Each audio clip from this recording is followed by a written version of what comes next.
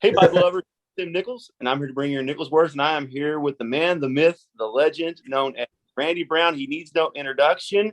He is often imitated but never replicated. Some people call him the OG, but I call him a friend, and I think he does a great job with his channel and really just bringing Bibles to life. And I think you're appropriately named the Bible Buying Guide. Whenever I need a review, this is where I go. I go to Randy Brown. And a lot of times I'll even ask him questions as to, what's the GSM of this paper? Because sometimes the publishers don't even know. But I do know that you'll either know or you'll have probably the most solid guests out there. So not that you need to, but go ahead and introduce yourself real quickly, Randy. Well, thanks, Tim. I appreciate that introduction. That was awesome. I appreciate it very much. Well, I'm Randy Brown of Bible Buying Guide, and I'm a writer primarily, and I do some video reviews also, and that's really it. I like Bibles. I like Bibles in all price ranges, and I like to help people make the best selection for them in their price for their needs. Right. And you've been doing this how long now? Well, I started Bible Buying Guide in 2011. My very first review that I ever did was actually not in print. Back in 1984, Thomas Nelson sent out a card in a magazine. I don't even remember what magazine it was, but they had a card where you could send in and get a review copy of a hardcover New King James.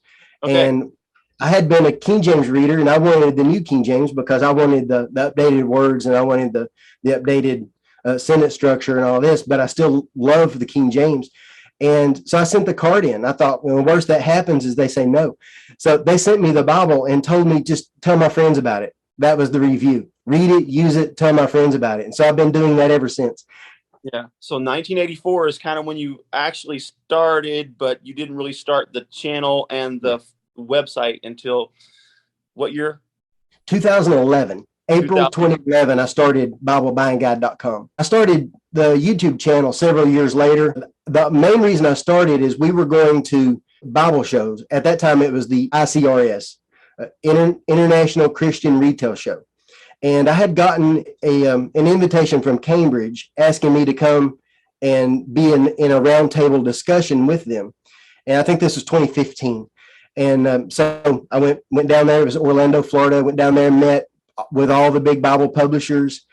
And then I was interviewing the main man over ICRS. And to do this interview, I actually kind of wanted to do it in video. Mm-hmm. So I just started the channel in order to produce that video. And then also we were interviewing Ark Encounter. So I did get to interview with Ken Ham and with several of the creation scientists there. And so I wanted to do that in video. So, that just basically launched the channel.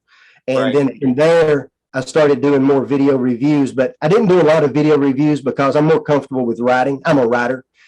Video is difficult for me. Where a lot of people, it's the other way around. Writing is difficult and they have to get in the right frame of mind for video. For me, the writing is what feels natural, and I have to get into the frame of mind for video. And it's really difficult for me to do that without having to edit 1,500 times. That's an exaggeration. Actually, it's more like 300 times. I actually do have 300 edits for a 15-minute video, which is normal. But with writing, I kind of edit in my head, and then I write my second draft, and then edit that as a small edit, and then publish. So for me, that's easier. But anyway, I did the video. I started the channel. I got that rolling, did a few videos, and then didn't really have a good place to do more video recording. So I sort of set that aside for maybe a couple of years, actually. And then I set up a room. I set up a desk in my bedroom without heat or without air conditioning, and it's still back there without it, just a storage area. And so I use that as my overhead. I've got my phone, and I've got a little overhead thing with lighting on each side, and I'm just standing in place, no ability to move hardly anywhere. And I'm just standing there showing you the Bible. And that was the result of me just not having a place to do recording. So it was either just top down or just find another place altogether. So from there, I just started doing more videos, and now I mostly do videos for every review, but I still do a lot of reviews without video. It just depends. Yeah. So when you started the YouTube channel, how many other YouTube channels of that nature existed at the time? Let's see, there were maybe two that did Bible reviews, but one did a little bit of everything. And then the other was a guy that I highly recommend and I highly appreciate, but he doesn't review anymore. And I would come and watch his reviews. He did mostly reviews on local church Bible publishers and on, he did some R.L. Allen and not a lot of Cambridge, but every now and then at Cambridge. And so I was watching his reviews and I liked his information. And I didn't copy anything he was doing, but that did kind of spark my imagination and spark my desire to, produce quality content. Yeah. And so it sort of sparked from him. For websites, of course, we had Bertrand. Yeah. And then there were a couple others that included reviews on their websites, but there were none that reviewed Bibles as what they did. It was just thrown in also, except for Bertrand. And the difference with Bertrand is that he focused on design, which is amazing. I love that. He focused on quality, but because of that, he mostly focused on the premium Bibles. But I had a lot of people asking questions about Bibles in all price ranges. What about this $20 Bible? What about this $30 Bible, this hardcover? And so I didn't see a lot of reviews, of those being covered. So I really wanted to review all price ranges, not just the premium stuff. So would you consider, since you brought up Mark Bertrand of Bible Design Blog? Yes.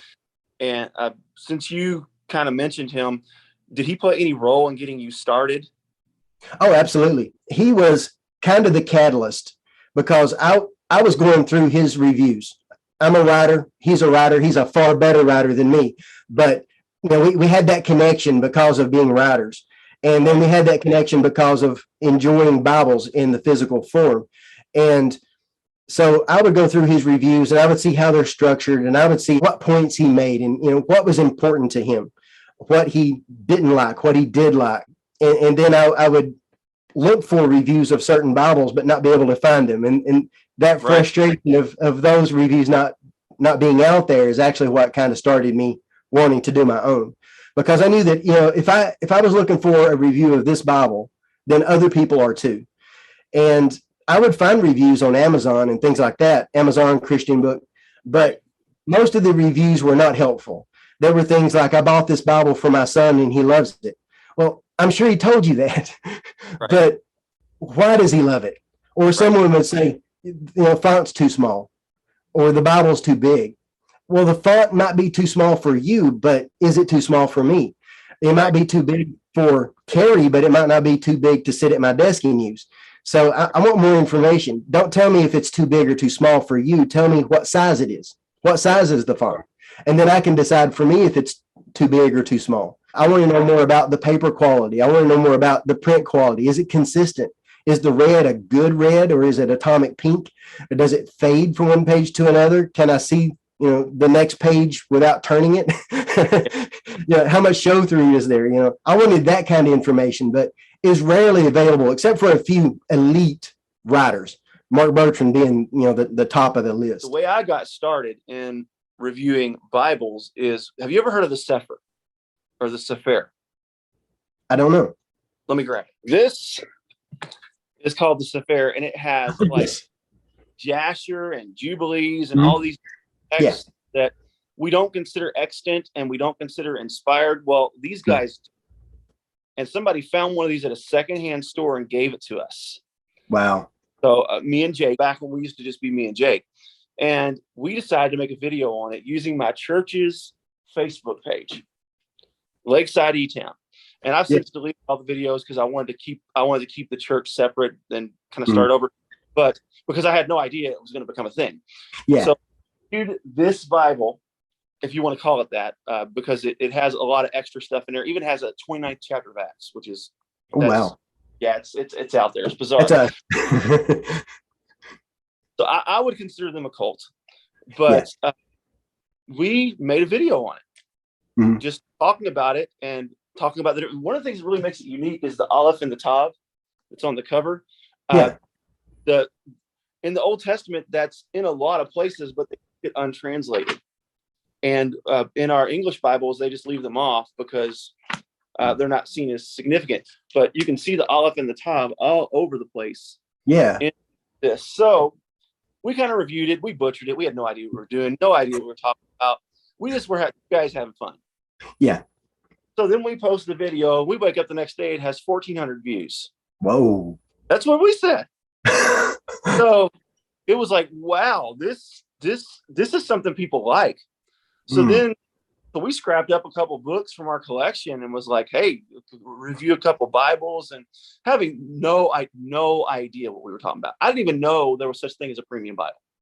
I had never heard of Skylar. I had never heard of Allen. I did not know anything about edge lining. I didn't know anything about any of this stuff. We were just doing something because it worked. Well, they didn't do so good, the rest of them. But because we had a couple of videos in our portfolio, Jake decided to reach out to a couple publishers. And then they sent us, Crossway sent us an heirloom Bible. So he comes strolling in with this thing, and I'm like, I don't know what this is. So I'm like, I wonder if there are people that can tell us what this is. So I went to YouTube and I just typed in Bible review. And guess who I found? I found this guy with a Southern accent talking about his Skylars and all these different Bibles. And I was like, wow, this is actually a thing. I devoured your videos, watched multiple. And I was like, I wonder if there's any other guys that do this. Now, of course, you had been several years in. So I found Bo Tate. I found Jason Mayfield. I found several people. So I was like, this is actually a thing.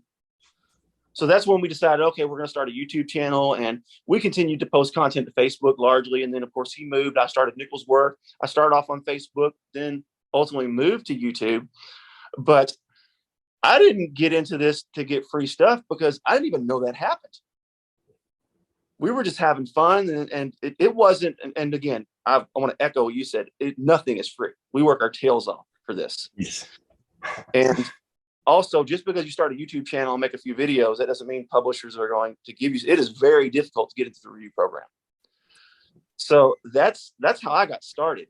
It was a total accident, and then I found you by total accident, not knowing that this whole world existed.